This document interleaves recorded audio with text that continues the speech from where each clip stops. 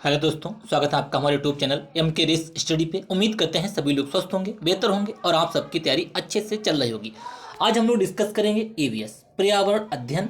ये आपका UP TET, C TET, super TET के लिए इंपॉर्टेंट होगा।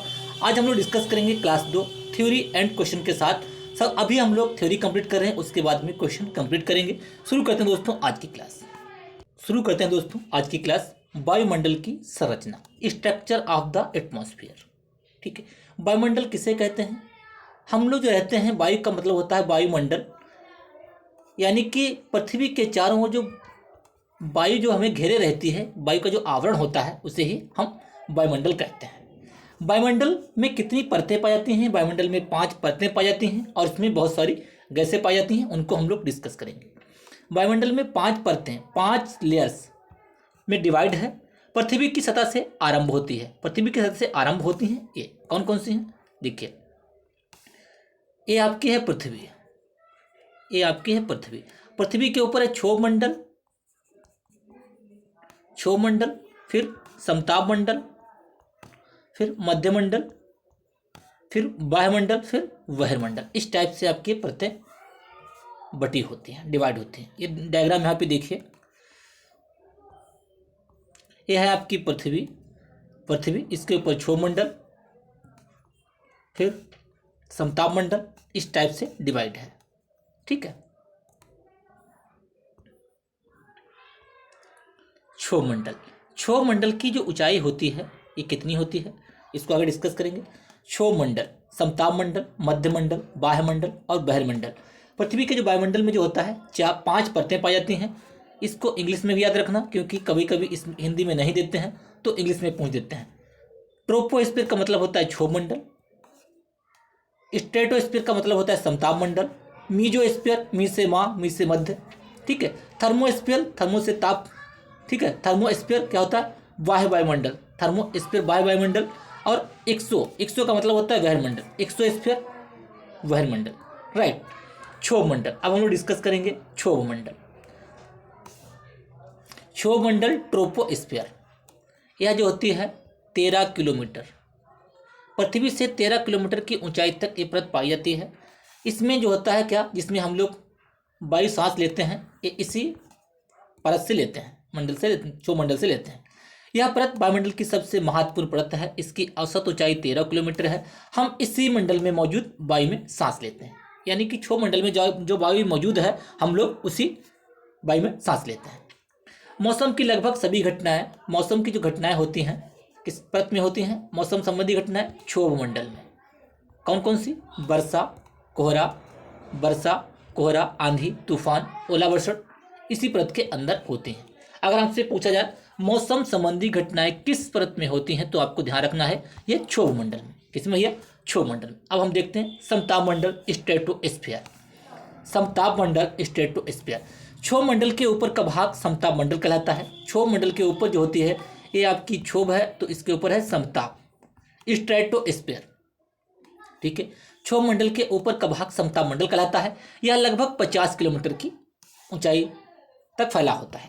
यह परत बादलों एवं मौसम संबंधी घटनाओं से लगभग मुक्त होती है। यहाँ जो होता है, मौसम संबंधी जो घटनाएं होती हैं वो केवल क्षोभ मंडल में होती हैं। यह परत जो होती है बिल्कुल लगभग मुक्त होती है। यहाँ बहुत कम मात्रा में हो सकती हैं, लेकिन लगभग मुक्त होती है। इसके फलस्वरूप यहाँ की परिस्थितियाँ हवाई जहाज उड़ाने के लिए आदर्श होती हैं। हवाई जहाज किस मंडल में उड़ते हैं? समताप मंडल में, आपको ध्यान रखना है। राइट, नेक्स्ट डिस्कस करते हैं समताप मंडल की एक महत्वपूर्ण विशेषता यह है कि इसमें ओजोन गैस की परत होती है। ओजोन लेयर कहाँ होती है? ओजोन परत समताप मंडल में। यह परत सूर्य से आने वाली जो पराबैंगनी किरणें होती हैं, उनसे हमारी रक्षा करती है, हानिकारक गैसों से और पराबैंगनी किरणों से रक्षा करती है। ओजोन दिवस, अगर आपसे पूछा जाए बच्चों, ओजोन दिवस कब मनाया जाता है? ओजोन दिवस 16 सितंबर को मनाया जाता है। राइट, नेक्स्ट मध्यमंडल। अब हम डिस्कस करेंगे मध्यमंडल। यह वायुमंडल की तीसरी परत होती है। कैसी? तीसरी परत होती है। पहली 13 किलोमीटर, दूसरी 50 किलोमीटर, तीसरी 80 किलोमीटर। यह जो होती है 80 किलोमीटर की ऊंचाई तक फैली होती है। अंतरिक्ष में प्रवेश करने वाले उल्कापिंड इस परत में आने पर जल जाते हैं। राइट, बाह्य वायुमंडल, यह जो चौथी परत है।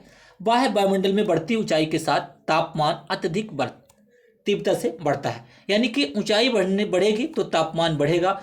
ऊंचाई तापमान जो होता है ऊंचाई के डायरेक्टली प्रोपोर्शनल होता है, यानी कि अनुपात होता है। बाह्य वायुमंडल में बढ़ती ऊंचाई के साथ तापमान अत्यधिक तीव्रता से बढ़ता है। आयनमंडल इस परत का एक भाग है। 80 से 400 किलोमीटर तक क्या होता है, यह परत फैली रहती है। आयनमंडल में जो रेडियो संबंधित जो घटनाएं होती हैं, रेडियो कम्युनिकेशन, ये आयनमंडल में होता है। ठीक है, इसे वायुमंडल भी कहा जाता है। वास्तव में पृथ्वी में से प्रसारित रेडियो तरंगे इस परत द्वारा पुनः पृथ्वी तक परावर्तित कर दी जाती हैं। नेक्स्ट, बहिर्मंडल एक्सोस्फीयर। वायुमंडल की सबसे ऊपरी परत बहिर्मंडल के नाम से जाना जाता है। यह वायु की पतली परत होती है। हल्की गैसें हीलियम एवं हाइड्रोजन यहीं से अंतरिक्ष में तैरती हैं। राइट, सबसे पहले हम लोग डिस्कस कर लेते हैं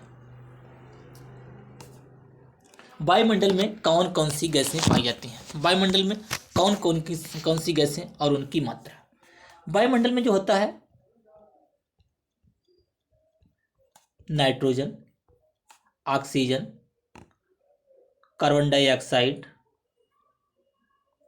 आर्गन, AR, उनका सिंबल है AR। ये मोस्ट इंपॉर्टेंट है, ये आपको ध्यान रखनी है। 78%। ऑक्सीजन भैया 21%। कार्बन डाइऑक्साइड 0.03 होती है, 0.03%, इसकी बहुत कम मात्रा होती है। और आर्गन की जो होती है 0.93%, यानी कि 0.93% नाइट्रोजन होती है। इसके अलावा अन्य गैसें पाई जाती हैं, हीलियम, नियान, ठीक है, हाइड्रोजन, क्रिप्टॉन, जिनान, ये सब पाई जाती हैं।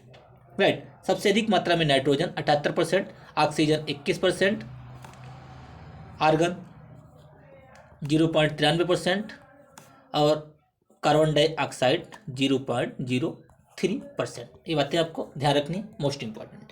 राइट, वायुमंडल का जो विस्तार होता है, वायुमंडल का जो विस्तार होता है लगभग कितना होता है, 10,000 किलोमीटर तक। 10,000, एक का सिंबल है 1000, ठीक है, 10,000 किलोमीटर तक होता है।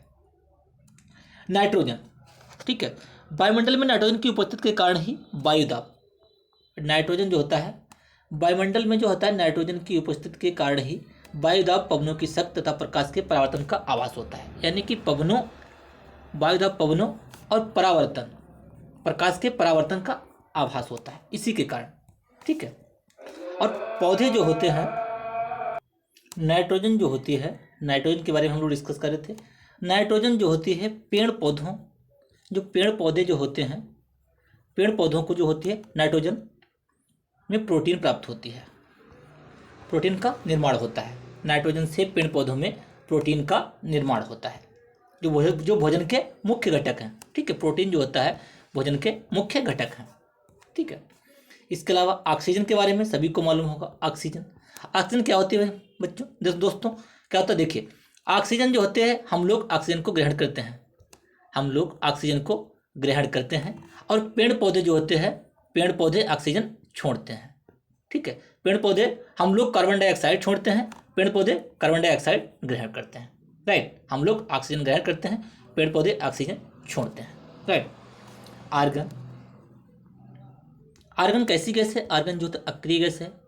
अक्रिय गैस से कौन कौन से हैं, हीलियम, नियान, आर्गन, क्रिप्टॉन, जिनान और रेडान, ये अक्रिय गैसें होती हैं। ठीक है,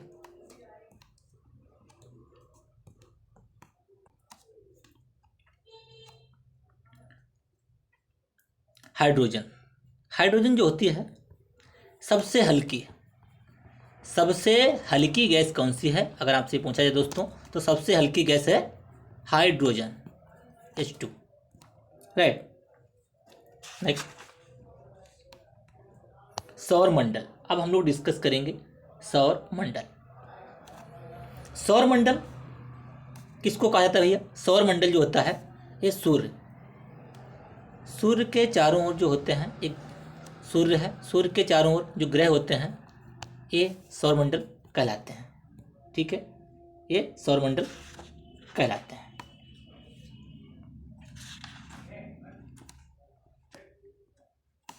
सूर्य 8 ग्रह, सूर्य जो होता है 8 ग्रह, उपग्रह तथा कुछ अन्य खगोलीय पिंड जैसे क्षुद्र ग्रह एवं उल्का पिंड से मिलकर सौरमंडल का निर्माण करते हैं।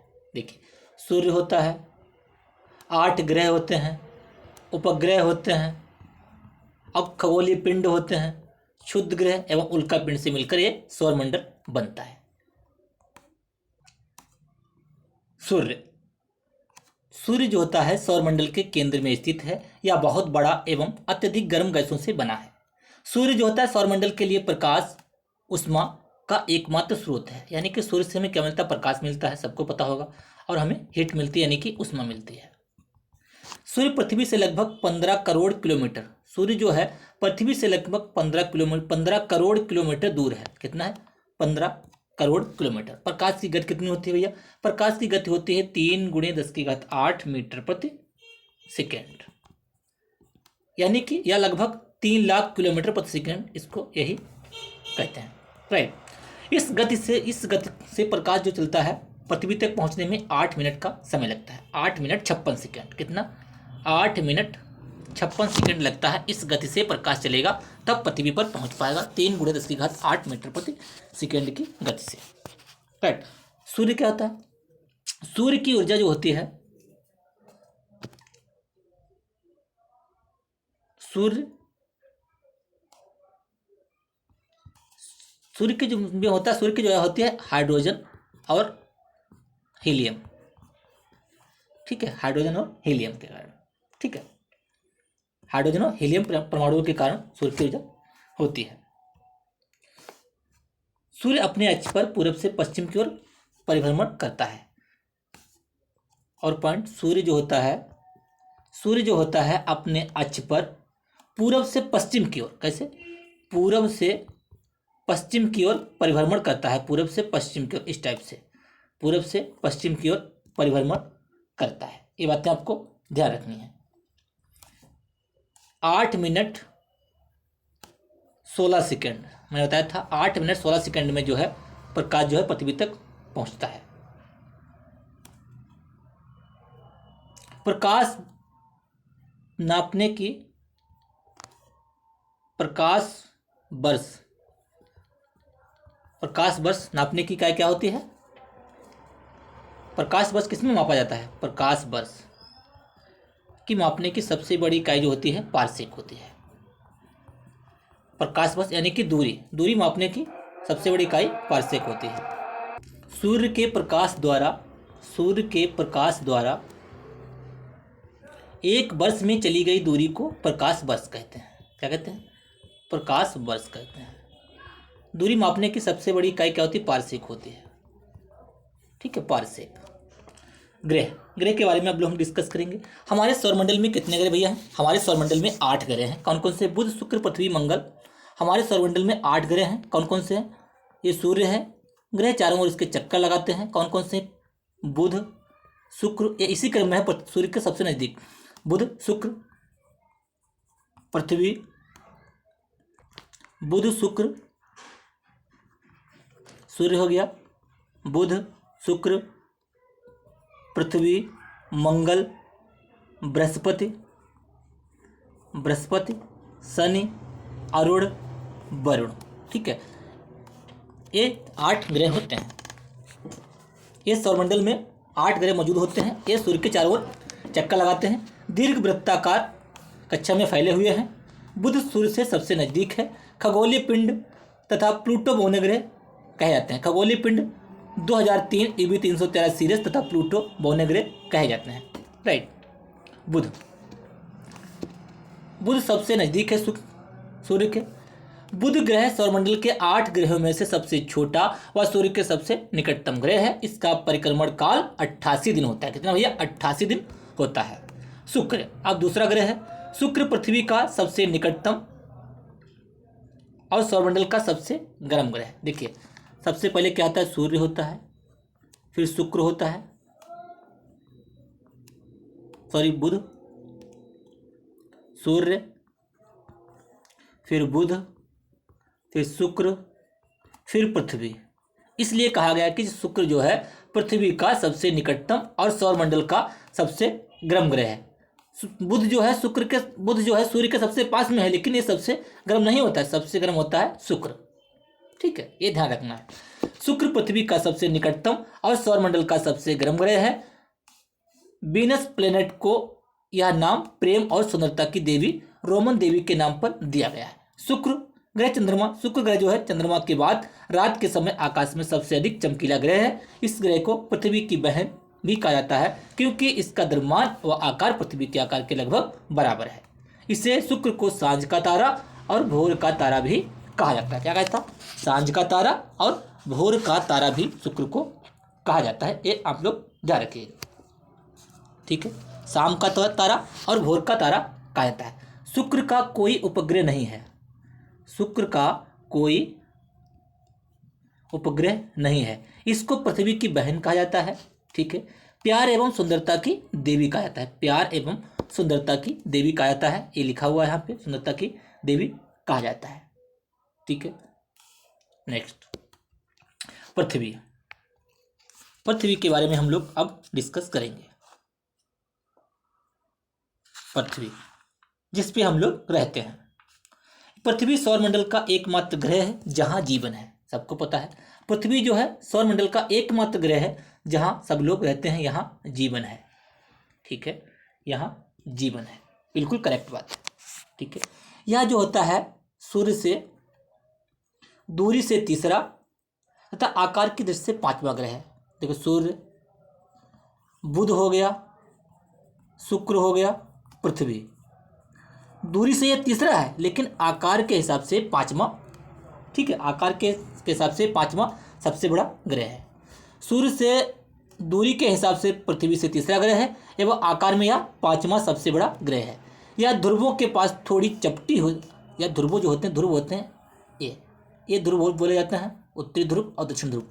यह ध्रुवों के पास थोड़ी चपटी है। यही कारण है कि इसके आकार को जियोड यानी कि दीर्घवृत्ताकार है। भू-आब, ठीक है, भू-आब कहा जाता है। भू-आब का अर्थ होता है पृथ्वी के समान आकार। अंतरिक्ष से देखने पर पृथ्वी नीले रंग की दिखाई देती है। अंतरिक्ष से देखने पर पृथ्वी नीले रंग की दिखाई देती है। कैसी नीले रंग की दिखाई देती है? क्योंकि इसके 2/3 सतह पानी से ढका है। अगर आपसे पूछा जाए अंतरिक्ष से देखने पर पृथ्वी नीली क्यों दिखाई देती है, कि उसका 2/3 भाग पानी से ढका है, इसलिए इसे नीला ग्रह कहा जाता है। ब्लू प्लेनेट भी कहा जाता है इसको, इसीलिए ब्लू प्लेनेट भी कहा जाता है। पृथ्वी अपने अक्ष पर कितना झुकी हुई है? एक्स्ट्रा पॉइंट, 23.5 अंश झुकी हुई है। 23.5 अंश पृथ्वी जो है अपने अक्ष पर झुकी हुई है। पृथ्वी पर झुकी हुई है। पृथ्वी पर 71% पर जल पाया जाता है और 29% पर क्या है भैया? स्थल पाया जाता है। ये पॉइंट आपको ध्यान रखना। पृथ्वी को सूर्य की एक परिक्रमा करने में लगे समय को क्या कहता है? पृथ्वी जो होती है सूर्य की एक परिक्रमा करती है, उस समय को क्या कहते हैं?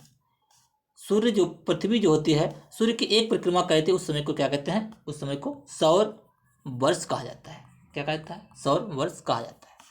अगर आपसे पूछा जाए दिन रात किसके कारण होते हैं, अगर आपसे यहीं पे पूछा जाए दिन रात किसके कारण होते हैं? दिन रात पृथ्वी के घूर्णन के कारण। पृथ्वी जो घूर्णन करती है, पृथ्वी घूमती है, तो 6 महीने दिन और 6 महीने रात अलग अलग होते हैं, तो इसी कारण होते हैं। पृथ्वी के घूर्णन के कारण दिन रात होते हैं, पृथ्वी के घूर्णन गति के कारण। राइट। पृथ्वी कैसे घूमती है? पृथ्वी जो होती है हमेशा पश्चिम से पूर्व, पृथ्वी जो होती है हमेशा पश्चिम से पूर्व की ओर घूमती है। पृथ्वी हमेशा पश्चिम से पूर्व की ओर घूमती है, ये ध्यान रखना। मंगल ग्रह, अब हम लोग डिस्कस करेंगे मंगल ग्रह। सौरमंडल में यह दूसरा सबसे छोटा ग्रह है। अगर आपसे पूछा जाए मंगल ग्रह के बारे में, सौरमंडल में यह दूसरा सबसे छोटा ग्रह है। सौरमंडल में यह ग्रह दूसरा सबसे छोटा ग्रह है। मंगल ग्रह की मिट्टी में लौह ऑक्साइड, ठीक है, लौह ऑक्साइड पाया जाता है, जिसके इसका रंग लाल होता है। अगर आपसे पूछा जाए मंगल का रंग कैसा है, तो लाल है। किस कारण है? ये होता है लौह ऑक्साइड, ठीक है, Fe2O। इसके कारण इसे लाल ग्रह भी कहा जाता है। मंगल के 2 ग्रह हैं, डीमोस और फीबोस। फीबोस और डीमोस डीमोस होता है, डीमोस और फोबोस। मंगल को पृथ्वी से नंगी आंखों से देखा जा सकता है, मंगल को पृथ्वी से नंगी आंखों से देखा जा सकता है। इसके अलावा कुछ एक्स्ट्रा पॉइंट, इसे लाल ग्रह भी कहते हैं, मैंने अभी बताया। मंगल ऐसा ग्रह है जिस पर जीवन संभव हो सकता है, मंगल एक ऐसा ग्रह है जिस पर जीवन संभव हो सकता है, अभी है नहीं, संभव हो सकता है, ये कल्पना की गई है, राइट। यह पृथ्वी से 5.44 करोड़ किलोमीटर की दूरी पर है, 5.44 करोड़ किलोमीटर की दूरी पर है ये पृथ्वी से, राइट। ये पॉइंट आपको ध्यान रखना है। ओलंपियस मॉन्स, ओलंपियंस क्या है? ओलिम्पिस, ओलिम्पिस मॉन्स मंगल ग्रह का सबसे बड़ा ज्वालामुखी है। ओलंपिस मॉन्स जो है मंगल ग्रह का सबसे बड़ा ज्वालामुखी है। अगर आपसे पूछा जाए मंगल ग्रह का सबसे ऊंचा पर्वत, मंगल ग्रह का आपसे पूछा जाए सबसे ऊंचा पर्वत कौन सा है, तो है निक्स ओलंपिया। ये आपको ध्यान रखना है, निक्स, कौन सा? निक्स ओलंपिया, ओलंपिया, जो माउंट एवरेस्ट से भी 3 गुना ऊंचा है, ठीक है, जो माउंट एवरेस्ट से 3 गुना अधिक ऊंचा है। माउंट एवरेस्ट की ऊंचाई कितनी है आपको पता होगा, माउंट एवरेस्ट की ऊंचाई, माउंट एवरेस्ट, माउंट एवरेस्ट की भैया ऊंचाई है 8611, इसका 3 गुना ये ऊंचा है कौन? मंगल ग्रह, ठीक है। आगे हम लोग डिस्कस करेंगे अब बृहस्पति ग्रह, बृहस्पति ग्रह, जुपिटर प्लैनेट। बृहस्पति ग्रह आकार में हमारे सौरमंडल का सबसे बड़ा ग्रह है। क्या है? बृहस्पति जो ग्रह है आकार में सबसे बड़ा है हमारे सौरमंडल का। यह अपने अक्ष पर सबसे अधिक तेजी से परिक्रमा करने वाले ग्रह हैं। ये मात्र 9 घंटे 56 मिनट में अपने अक्ष पर पूर्ण घूर्णन कर लेता है। सबसे बड़ा है और 9 घंटे 56 मिनट में अपने अक्ष पर घूर्णन कर लेता है। शनि ग्रह के बारे में डिस्कस करेंगे, शनि, ठीक है। प्लेनेट बृहस्पति ग्रह के कुछ इंपॉर्टेंट पॉइंट एक बार देख लेते हैं। सौरमंडल का सबसे बड़ा ग्रह होने के कारण इसे मास्टर ऑफ गॉड्स, इसे क्या कहता है? सौरमंडल का ये सबसे बड़ा ग्रह है बृहस्पति, इसलिए इसे master of gods, master of gods कहा जाता है, राइट। आकाश में रेडियो तरंगों को प्रसारित करने का सबसे बड़ा तो स्रोत कौन सा है? बृहस्पति। आकाश में जो रेडियो तरंगें प्रसारित की जाती हैं इसका सबसे बड़ा स्रोत कौन सा है? ये बृहस्पति है, ठीक है। इसे शीत ग्रह भी कहा जाता है। क्या? इसे शीत ग्रह, इसे शीत ग्रह भी कहा जाता है। क्यों कहा जाता है? क्योंकि इसका जो टेम्परेचर होता है -130 डिग्री सेंटीग्रेड रहता है। बृहस्पति का जो तापमान होता है -130 डिग्री सेंटीग्रेड होता है, इसलिए इसे शीत ग्रह भी कहा जाता है, राइट। बृहस्पति के जो कुल उपग्रह हैं, बृहस्पति के जो कुल उपग्रह हैं कितने हैं? 28। इसमें गैनीमेड, गैनीमेड अगर आपसे पूछा जाए, गैनीमेड सौरमंडल का सबसे बड़ा उपग्रह है। इसमें गैनीमेड जो है सौरमंडल का सबसे बड़ा उपग्रह है। बृहस्पति के अन्य उपग्रह कौन से हैं? आयो, कौन है? कैलिस्टो आयो, पूरा नाम लिखिए, कैलिस्टो आयो है। और इसके अलावा यूरोपा। ये एक्स्ट्रा पॉइंट, अगर बहुत हार्ड पेपर पूछेगा तो इस टाइप ये पॉइंट पूछे जा सकते हैं, ठीक है। शनि ग्रह, अब हम लोग शनि ग्रह के बारे में डिस्कस करेंगे। यह सौरमंडल का कैसा ग्रह है? ये चपटा ग्रह है। कैसा? चपटा ग्रह है। यह सौरमंडल का चपटा ग्रह है। इसे गैसों का गोला भी कहा जाता है। गैसों का गोला, गैसों का गोला भी कहा जाता है। छल्ले, गैसों का छल्ला भी पाया जाता है, ठीक है। यह सौरमंडल का दूसरा, सबसे बड़ा है बृहस्पति, दूसरे नंबर पर है शनि। यह सौरमंडल का दूसरा सबसे बड़ा ग्रह है तथा नग्न आंखों से देखा जा सकता है, ठीक है। नग्न आंखों से देखा जाने वाला अंतिम ग्रह है। सौरमंडल का दूसरा सबसे बड़ा ग्रह है और नग्न आंखों से देखा जाने वाला अंतिम ग्रह। इसके उपग्रहों की संख्या कितनी है? 31 है, बृहस्पति के 28, राइट। टाइटन शनि का क्या है? सबसे बड़ा उपग्रह है। टाइटन शनि का सबसे बड़ा उपग्रह है। शनि हमारे सौरमंडल का दूसरा सबसे बड़ा ग्रह है। इस ग्रह के चारों ओर बले पाए जाते हैं। इसे क्या कहता है? गैसों का गोला, गैसों का गोला भी कहा जाता है। गैसों का छल्ला पाया जाता है। बले या छल्ले एक ही बात है। टाइटन शनि का सबसे बड़ा उपग्रह है। नेक्स्ट, अरुण। अरुण क्या होता है? यूरेनस ग्रह की खोज विलियम हर्शेल, ठीक है, 1781 में अरुण ग्रह की जो खोज की थी विलियम हर्शेल ने 1781 में की थी। इसे लेटा हुआ ग्रह भी कहते हैं, इसे लेटा हुआ ग्रह भी कहा जाता है। ठीक है, इसे लेटा हुआ ग्रह भी कहा जाता है। इसकी खोज विलियम हर्शेल, हर्शेल नहीं यहाँ पे, ये हर्शेल होता है, क्या है, हर्शेल, इस टाइप से विलियम हर्शेल। ठीक है, विलियम हर्शेल ने इसकी खोज की थी। इस ग्रह का जो टेम्परेचर होता है कितना था, 27 डिग्री सेंटीग्रेड होता है। राइट। इसका जो नाम रखा गया है यूरेनस, किस लिए रखा गया, ग्रीक देवता यूरेनस के नाम पर रखा गया इसका नाम। ग्रीक देवता जो थे उनके नाम पर इसका नाम यूरेनस रखा गया। यह जो होता है पश्चिम की ओर, यह जो सूर्य उदय जब होता है, यहाँ सूर्योदय पश्चिम की ओर तथा सूर्यास्त पूरब की ओर होता है।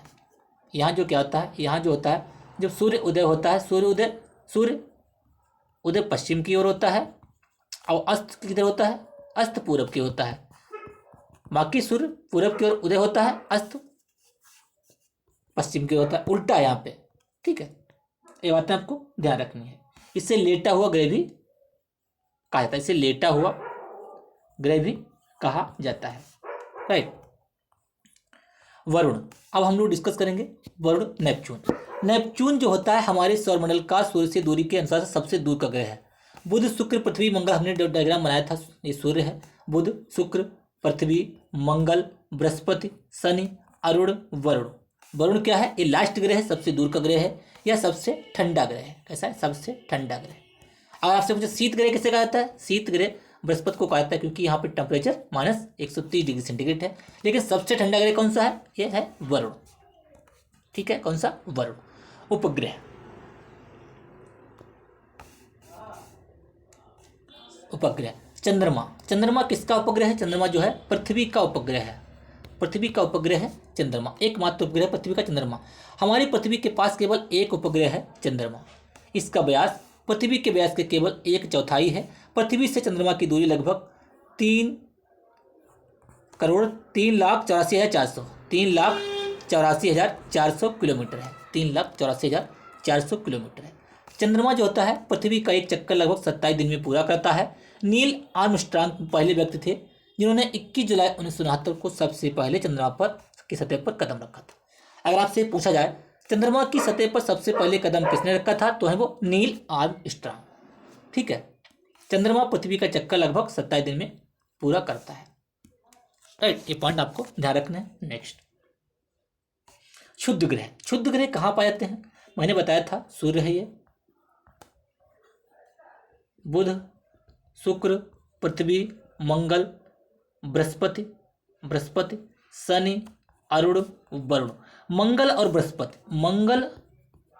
बृहस्पति के बीच जो होता है एक क्षुद्र ग्रह पाए जाते हैं। यहाँ पे क्षुद्र ग्रह मंगल और बृहस्पति के बीच पाए जाते हैं। मंगल के से जो पहले के मंगल तक जो ग्रह हैं इनको कहा जाता है इंटीरियर ग्रह। मंगल तक जो ग्रह होते हैं इनको कहते हैं आंतरिक ग्रह। आंतरिक ग्रह 4 ग्रह पहले के सूर्य से, बाद में ये क्षुद्र ग्रह हो गया। इसके बाद में बृहस्पति, शनि, अरुण, वरुण। बृहस्पति, शनि, अरुण, वरुण इनको कहा जाता है एक्सटीरियर यानी कि बाहरी ग्रह। ठीक है, बाहरी ग्रह, आंतरिक ग्रह और बाहरी ग्रह। क्षुद्र ग्रह कहाँ पाए जाते हैं, क्षुद्र ग्रह जो होता है ये मंगल और बृहस्पति के बीच पाए जाते हैं। ये पॉइंट आपको ध्यान रखना है। ठीक है, उल्कापिंड। उल्कापिंड क्या होते हैं, सूर्य के चारों ओर चक्कर लगाने वाले पत्थरों के छोटे छोटे टुकड़ों को उल्कापिंड कहा जाता है। कभी कभी ये उल्कापिंड पृथ्वी के इतने नजदीक आ जाते हैं कि इनकी प्रवृत्ति पृथ्वी पर गिरने की होती है। इस प्रक्रिया के दौरान वायु के साथ घर्षण होने के कारण ये गर्म होकर जल जाते हैं। ठीक है, उल्कापिंड गर्म होकर जल जाते हैं। आकाशगंगा गैलेक्सी, आकाशगंगा गैलेक्सी तारों वाले खुले आकाश में एक ओर से दूसरी ओर तक फैली सफ़ेद चौड़ी पट्टी जो एक चमकदार रास्ते की तरह दिखाई देती है, यह लाखों तारों का समूह है। क्या है, तारों वाली खुले आकाश में एक ओर से दूसरी ओर तक फैली सफ़ेद चौड़ी पट्टी जो एक चमकदार रास्ते की तरह दिखाई देती है, यह लाखों तारों का समूह है। यह पट्टी आकाश गंगा है। क्या है, यह पट्टी जो होती है आकाश गंगा है। हमारा सौरमंडल इस आकाश गंगा का एक भाग है। इस प्रकार की लाखों आकाश गंगाएं मिलकर ब्रह्मांड का निर्माण करती हैं, यानी कि यूनिवर्स का निर्माण करती हैं। राइट। टेम्परेचर, सूर्य से आने वाली वह ऊर्जा जिसे पृथ्वी रोक लेती है, आतपन सूर्यताप कहलाती है। सूर्य से आने वाली वह ऊर्जा जिसे पृथ्वी रोक लेती है सूर्यताप कहलाती है। सूर्यताप की मात्रा भूमध्य रेखा से ध्रुवों की ओर घटती है। सूर्यताप की जो है मात्रा भूमध्य रेखा, ये भूमध्य रेखा है, इसे विषुवत रेखा भी कहता है 0 डिग्री सेंटीग्रेड को, ध्रुवों की ओर, यानी ये पोल्स होते हैं, ध्रुवों की ओर घटती है। ठीक है। नेक्स्ट,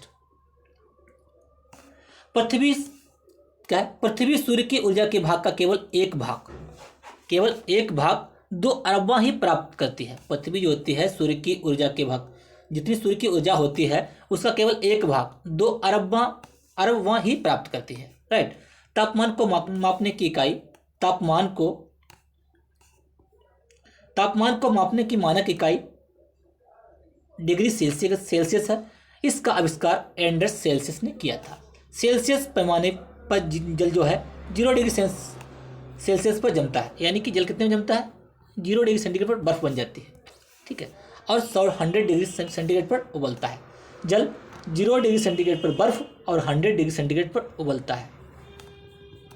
4 डिग्री सेंटीग्रेड पर जल का घनत्व सर्वाधिक होता है। 4 डिग्री सेंटीग्रेड पर जल का घनत्व सर्वाधिक होता है और आयतन न्यूनतम होता है। 4 डिग्री सेंटीग्रेड पर आयतन न्यूनतम और घनत्व सर्वाधिक होता है। वायुदाब, अब हम लोग डिस्कस करेंगे वायुदाब क्या होता है। एयर प्रेशर, वायु की सतह, देखिए वायु की सतह पर वायु के भार द्वारा लगाया गया दाब वायुदाब कहलाता है। जो वायु की सतह है, सतह पर वायु द्वारा लगाए जो दाब लगाती है वायु, उसे ही वायुदाब कहते हैं। वायुमंडल में ऊपर की ओर जाने पर दाब तेजी से गिरने लगता है। समुद्र स्तर पर वायुदाब सर्वाधिक होता है। ठीक है। और ऊंचाई पर जाने पर यह घटता है। वायुदाब जो होता है ऊंचाई पर जाने पर घटता है। वायुदाब ऊंचाई पर जाने पर घटता है।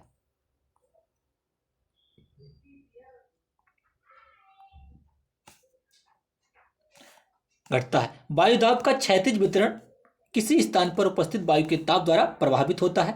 अधिक तापमान वाले क्षेत्रों में वायु गर्म होकर ऊपर उठती है। ठीक है। जब वायु गर्म होगी तो ऊपर उठेगी और जब वायु ठंडी होगी तो नीचे आएगी। ठीक है। अधिक तापमान वाले क्षेत्रों में वायु गर्म होकर ऊपर उठती है। यह निम्न दाब क्षेत्र बनाता है। ठीक है। यह निम्न दाब क्षेत्र बनाता है। निम्न दाब बादल युक्त आकाश एवं नम मौसम के साथ जुड़ा होता है। निम्न दाब जो होता है बादल युक्त आकाश एवं नम मौसम के साथ जुड़ा होता है। नेक्स्ट, कम तापमान वाले क्षेत्रों की वायु ठंडी होती है। जब वायु ठंडी होगी तब नीचे आएगी। ठीक है। इसके फलस्वरूप यह भारी होती है। भारी वायु निमज्जित होकर उच्च दाब क्षेत्र बनाती है। उच्च दाब के कारण स्पष्ट एवं स्वच्छ आकाश होता है। ठीक है। वायु सदैव उच्च दाब से निम्न दाब की ओर गमन करती है। वायु तो कैसी है, वायु हमेशा उच्च दाब से निम्न दाब की ओर चलती है। ठीक है। उच्च दाब से निम्न दाब की ओर चलती है या गमन करती है। वायु हमेशा उच्च दाब से निम्न दाब की ओर गमन करती है, चलती है। यह चांद पर वायु नहीं है, इसलिए यहाँ वायुदाब भी नहीं है। चांद पर क्या है, वायु नहीं है, इसलिए यहाँ वायुदाब भी नहीं है। वायुमंडल कहाँ नहीं है, चांद पर वायुमंडल नहीं है। अब हम लोग डिस्कस करेंगे पवन, वाइंड। उच्च दाब क्षेत्र से निम्न दाब क्षेत्र की ओर, एक मिनट,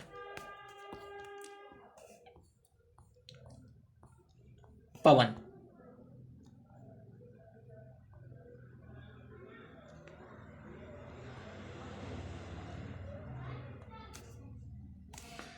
उच्च दाब क्षेत्र से निम्न दाब क्षेत्र की ओर वायु की गति को पवन कहते हैं। यानी कि वायु चलती है उच्च दाब से निम्न दाब की ओर।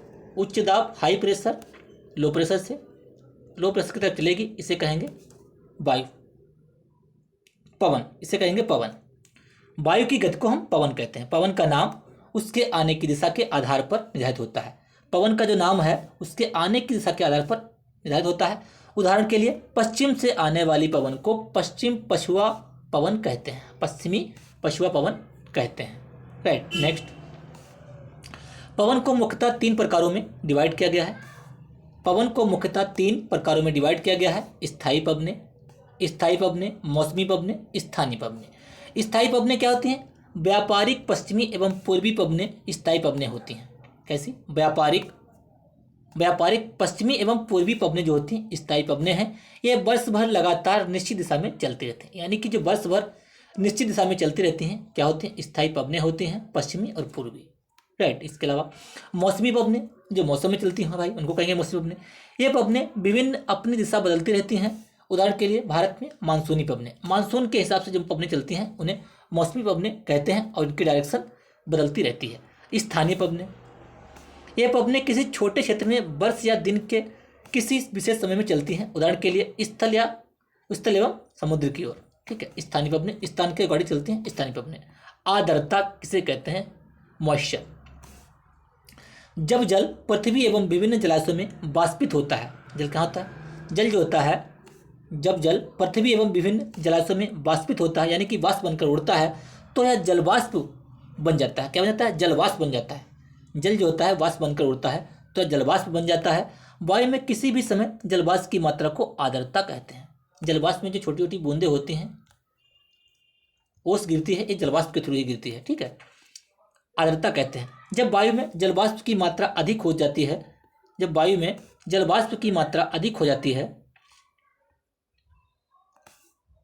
जब वायु में जलवाष्प की मात्रा अत्यधिक होती है तो उसे हम आर्द्र दिन क्या कहते हैं? आर्द्र दिन कहते हैं। जैसे जैसे वायु गर्म होती है इसकी जलवाष्प धारण करने की क्षमता बढ़ती जाती है और इस प्रकार यह और अधिक आर्द्र हो जाती है। यानी कि जितना वायु गर्म होगी ये ऊपर जाएगी तो ये जो है ठंडी होती जाएगी तो उसके बाद में ये बूंदें बरसेंगी, उसे कहते हैं जलवाष्प। ठीक है। आर्द्र दिन में कपड़े सूखने में काफ़ी समय लगता है, यानी कि जब मौसम ठंडा हो तो बहुत टाइम लगता है कपड़े सूखने में, या एवं हमारे शरीर में पसीना आसानी से नहीं सूखता और हम असहज महसूस करते हैं। ठीक है। जलवाष्प ऊपर उठता है, जलवाष्प जब ऊपर उठता है तो यह ठंडा होना शुरू हो जाता है, जैसे मैंने अभी बताया। जलवाष्प संघनित होकर ठंडा होकर जल की बूंदें बनाते हैं। जब यह ठंडा हो जाएगा तो जल की बूंदें बनाएंगे। बादल इन्हीं जो ठंडा हो जाता है तो बादल जो है इन्हीं जल बूंदों का ही एक समूह होता है। जब जल की ये बूंदें इतनी भारी हो जाती हैं कि वायु में तैर ना सकें तो ये बर्षण के रूप में नीचे आती हैं, तब वर्षा होती है। ठीक है। जब इनका वेग बढ़ जाता है। पृथ्वी पर जल के रूप में गिरने वाला बर्षण वर्षा कहलाता है। ज़्यादातर भूमिगत जल वर्षा जल ही प्राप्त करता है। ठीक है। जो भूमिगत जल होता है ये वर्षा द्वारा ही प्राप्त होता है। पौधे जल संरक्षण में मदद करते हैं। जो वर्षा होती है पौधों के जल संरक्षण में मदद करते हैं। नेक्स्ट देखते हैं जल, वाटर। जल जो है एक महत्वपूर्ण नवीकरणीय प्राकृतिक संसाधन है, रिन्यूएबल नेचुरल रिसोर्स है। भूपृष्ठ का 3/4 भाग जल से ढका है। जो भूमि का पृष्ठ है इसका 3/4 भाग पर जल है। राइट। जल के क्षेत्र को जलमंडल कहते हैं। जल के क्षेत्र को क्या कहते हैं भैया? जल के क्षेत्र को जलमंडल कहते हैं। ठीक है। यह जल के विभिन्न स्रोतों जैसे नदी, झील, समुद्र, महासागर आदि जैसे विभिन्न जलाशयों से मिलकर बनता है। यह सभी प्राणियों के लिए आवश्यक है। जल के बिना कोई जीवन असंभव है। ठीक है। महासागरों का जल जो होता है लवणीय होता है और मानवीय उपभोग के लिए उपयुक्त नहीं है। आलवण। ठीक है। आलवण केवल 2.7% है, यानी कि जो 100% जल है इसमें क्या है लगभग 98.5 97.5 लवणीय है, ये लवणीय है और 2.5% लगभग 2.5% जो है ये अलवणीय है, यानी ये पीने योग्य। इसमें से भी ठीक है, इसमें से भी 30% मात्र ये पीने योग्य है। आगे डिस्कस करेंगे। ठीक है। अलवण जल केवल 2.7% ही है। देखिए 100% में से जो जिसमें लवण नहीं है यानी कि सॉल्ट नहीं है अलवणीय जल वो 2.7 है। 2.7 का 70% क्या है? बर्फ के रूप में है और 30% जो है पीने योग्य है। महासागरों का जल लवणीय है और मानवीय उपभोग के लिए उपयुक्त नहीं है। अलवण फ्रेश वाटर केवल 2.7% ही है। फ्रेश वाटर कितना है? फ्रेश वाटर केवल 2.7% ही है। इसका लगभग यानी कि 2% का 70% भाग बर्फ की चादरों और हिमानी के रूप में है। अंटार्कटिका, ग्रीनलैंड और पर्वतीय प्रदेशों में पाया जाता है। अपनी स्थिति के कारण ये मनुष्य की पहुंच से बाहर है। केवल 1% आलवड़ जल उपलब्ध है, ठीक है, और वह मानव उपभोग के लिए उपयुक्त है। यह भौम जल नदियों और झीलों में है। यह भौम जल जो है नदियों और झीलों में पृष्ठीय जल के रूप में तथा वायुमंडल में जलवाष्प के रूप में पाया जाता है। राइट, यानी कहने का जो मतलब है 100% जल है, ठीक है, जितना भी जल है जल का 100%, ठीक है। इसका 2.7, ठीक है, 2.7 आलवड़ी है, यानी कि इसमें लवण नहीं, इसमें लवण है 97.3, ठीक है, ये आलवड़ी है। जब आलवड़ी 2.7 बचा, जब 2.7 जो है आलवड़ी है, यानी कि इसमें लवण नहीं है। इसका 70% बर्फ के रूप में है, हिमानी पे है, चादरों के, ठीक है, ढका हुआ है। और इसका जो 30% है ये पीने योग्य है, ठीक है, ये पीने योग्य है। पृथ्वी पर जल न बढ़ाया जा सकता है और ना ही घटाया जा सकता है। जल को ना बढ़ाया जा सकता है और ना ही से घटाया जा सकता है। इसकी कुल मात्रा स्थिर रहती है। इसकी प्रचुरता में विविधता प्रतीत होती है, क्योंकि यह वाष्पीकरण, वर्षण वह की प्रक्रिया द्वारा महासागरों, वायु, भूमि और पुनः महासागरों में चक्रण द्वारा निरंतर गतिशील है, ठीक है। वायु का, जल का जो क्रम है, महासागर गया, फिर वर्षा हुई, फिर इधर से उधर चलता रहता है, ठीक है, गतिशील रहता है जल चक्र। और यही जो जल की जो गति होती है, इसे ही वाटर साइकिल कहते हैं, जल चक्र कहते हैं, ठीक है, जल चक्र कहते हैं।